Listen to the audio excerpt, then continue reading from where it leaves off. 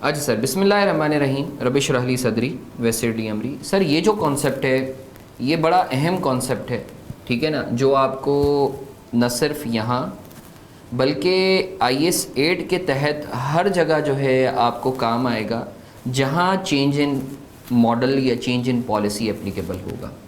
देखो यार, मैनेजमेंट की जो है वो पॉलिसीज़ होती हैं और मॉडल होते हैं, सही है ना, अकाउंटिंग के, and they are subject to change based on the dynamic scenarios. जैसे फीफो से वेटेड एवरेज पर कंपनी अगर शिफ्ट कर रही है या वेटेड एवरेज से फीफो पर शिफ्ट कर रही है, सही है ना, this is a policy, right, this is policy. Similarly जो है कंपनी IS 16 के तहत जो है अपने PP को कॉस्ट मॉडल पे जो है वो वैल्यू कर रही थी। अब कंपनी इज़ लाइक कि नहीं यार, हम अपने जो है PP को जो है कॉस्ट से रीवैल्यूएशन मॉडल पे ले जाते हैं, या इन्वेस्टमेंट प्रॉपर्टी को जो है हम रीवैल्यूएशन से फेयर वैल्यू से कॉस्ट मॉडल पे ले जाते हैं।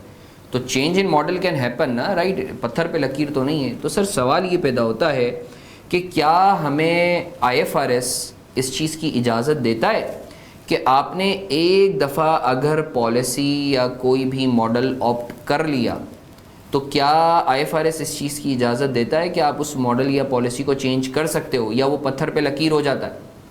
यानी अगर मैंने अपनी इन्वेंट्री के लिए फीफो मेथड यूज़ किया है, अब मैं बोलता हूँ कि नहीं यार मुझे फीफो की जगह वेटेड एवरेज यूज़ करना है, so can I opt for weighted average?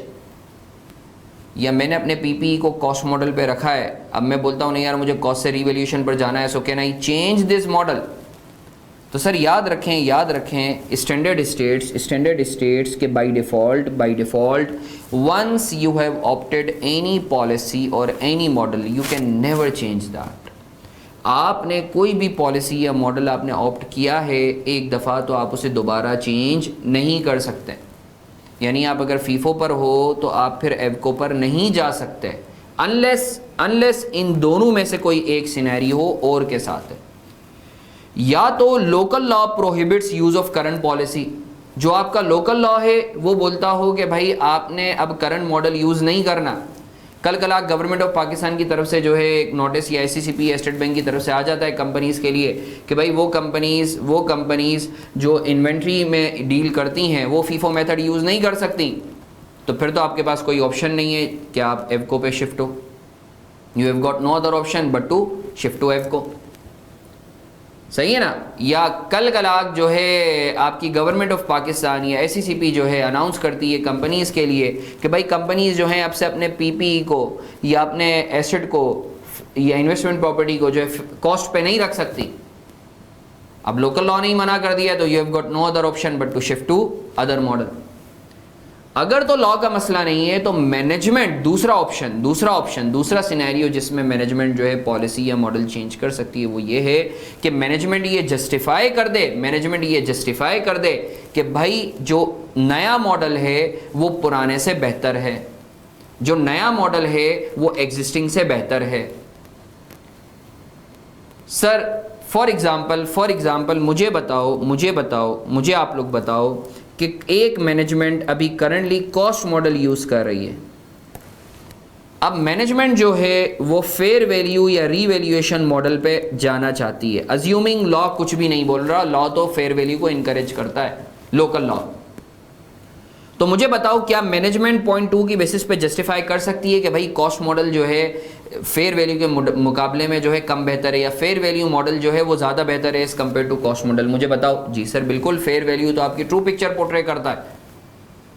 आपकी जितनी भी प्रॉपर्टीज़ हैं आप अपनी अगर ज़रा फैमिली में पूछें तो वो बताएंगे कि यार 2-2, 3-3 लाख में ख़रीदी हैं। अगर तो कॉस्ट मॉडल पे रखोगे और आज उनकी वैल्यू जो है करोड़ों में, तो जाहिर सी बात है कॉस्ट मॉडल जो है सही पिक्चर पोर्ट्रे नहीं करता। तो the management has got a valid justification to actually say कि भाई fair value model cost model से बेहतर है। तो हाँ सर, ये पॉइंट 2 की बेसिस पर अज्यूमिंग ये लोकल लॉ वाली चीज़ कांस्टेंट है, हम ये बोल सकते हैं कि कॉस्ट से फेयर वैल्यू मॉडल पे जा सकते हैं with a say that fair value is always better than the cost, क्योंकि कॉस्ट तो वो होगी जिस पर आपने खरीदा होगा। इसके बरक्स अगर मैं पहले पॉइंट को कांस्टेंट करूं और मैं बोलूं कि मैं अपने एसेट्स को फेयर वैल्यू पर रख रहा हूं, फेयर वैल्यू मॉडल पे रख रहा हूं और मैं कॉस्ट पे जाना चाहता हूं, तो मुझे बताओ आप पॉइंट 2 के तहत क्या जस्टिफाई कर सकते हो कि सर फेयर वैल्यू मॉडल जो है बेहतर नहीं है एज़ कम्पेयर टू कॉस्ट, या दूसरी ज़बान में cost model is better than the fair value? आप बताओ क्या आप ये कह सकते हो? नहीं सर, कॉस्ट मॉडल कभी भी फेयर वैल्यू के मुकाबले में बेहतर पिक्चर पोर्ट्रे कर ही नहीं सकती।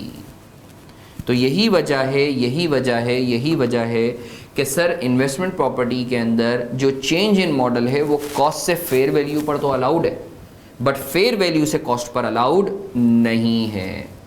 ये आपका IS 40 की कोई प्रोहिबिशन नहीं है, ये एक्चुअली IS 1 के और IS 8 के तहत डिसअलाउड है based on the concept of consistency.